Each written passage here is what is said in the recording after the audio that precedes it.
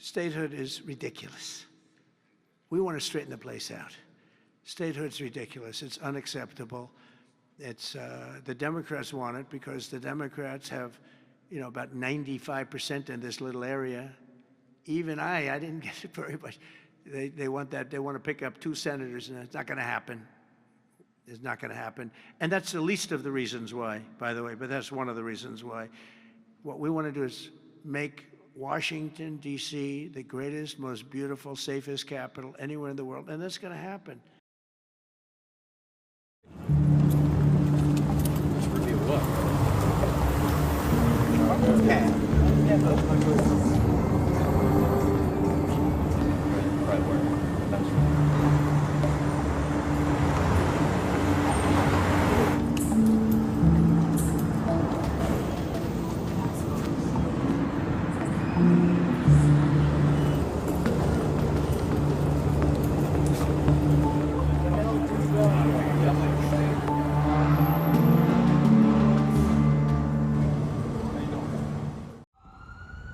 National Guard troops began arriving at the D.C. Armory Tuesday morning on the president's orders. Trump said Attorney General Pam Bondi would be overseeing the implementation of his plan. Ultimately, the chain of command is as such: the President of the United States, the Attorney General of the United States, our DEA Administrator, Terry Cole, who is now serving ahead of the Chief of the Metropolitan Police Department.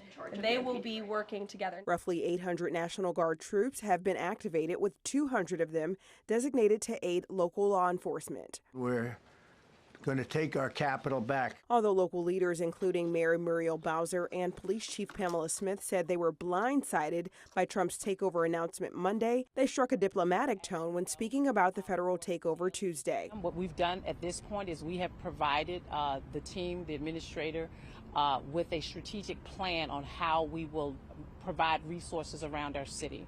I think it's something that is doable. Attorney General Pam Bondi released a statement on X following her meeting with Bowser Tuesday, saying, "We agree that there is nothing more important than keeping residents and tourists in Washington, D.C. safe from deadly crime." Data shows violent crime in Washington, D.C. has been declining since a 2023 spike, with 2 years of sustained improvement. Bowser said she'd like to make the most of the additional support to drive down crime rates even further.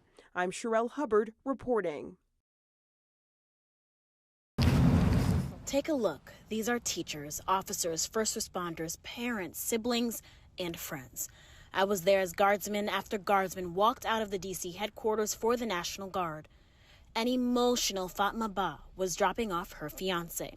She told us his orders say he will be deployed for 13 days. He just came back from Guard responsibilities and was preparing to get back to his family and day job.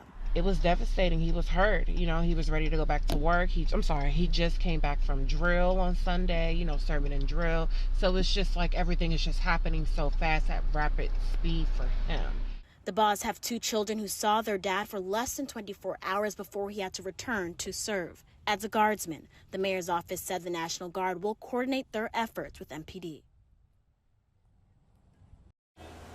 On this corner off of Minnesota Avenue in Southeast D.C., those who live here and community leaders are talking about the Trump takeover. I haven't seen the National Guard deployed. You don't know exactly where they are, what communities they're going into. After speaking to Eugene Branch, National Guard vehicles were spotted near the Washington Monument.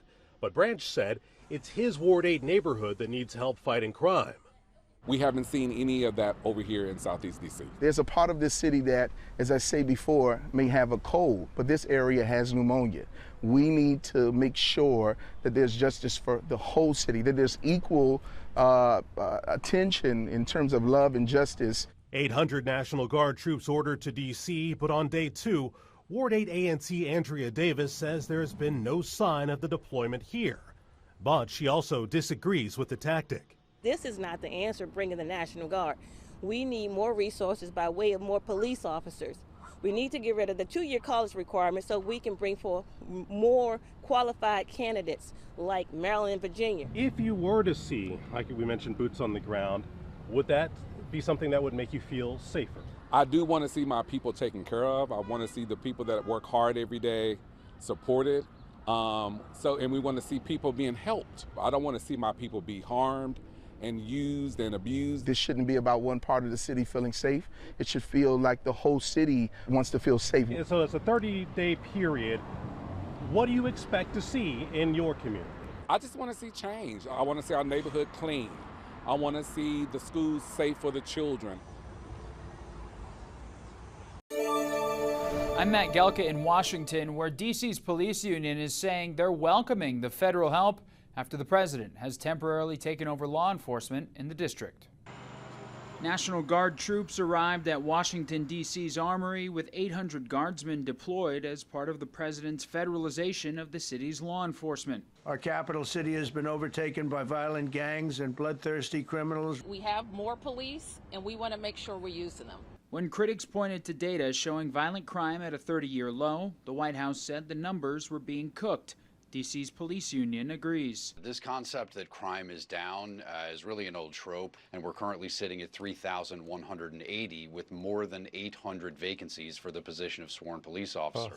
And that's the main reason why we can't keep these streets safe. Congress could play a role not just in D.C., but nationwide, where Republicans believe blue cities are soft on crime. President Trump will not be deterred by soft on crime Democrats and media activists who refuse to acknowledge this rampant violence on our streets. New York Republican Elise Stefanik is reportedly working on a bill ending no-cash bail policies nationwide, a practice where a criminal defendant doesn't need to post bail while awaiting trial for lesser offenses. Florida Republican Byron Donalds has a bill that would make changes to D.C.'s youth offender system and sentencing. Some on D.C.'s City Council agree change is necessary. And I also do agree that there were some laws that went too far several years ago. I'm proud of the progress that we've made leading to this 30-year low of violent crime, but I am also the first to say we have to do more. Democrats have slammed the president's use of military on American soil as authoritarian and an abuse of his power. And that step is a huge step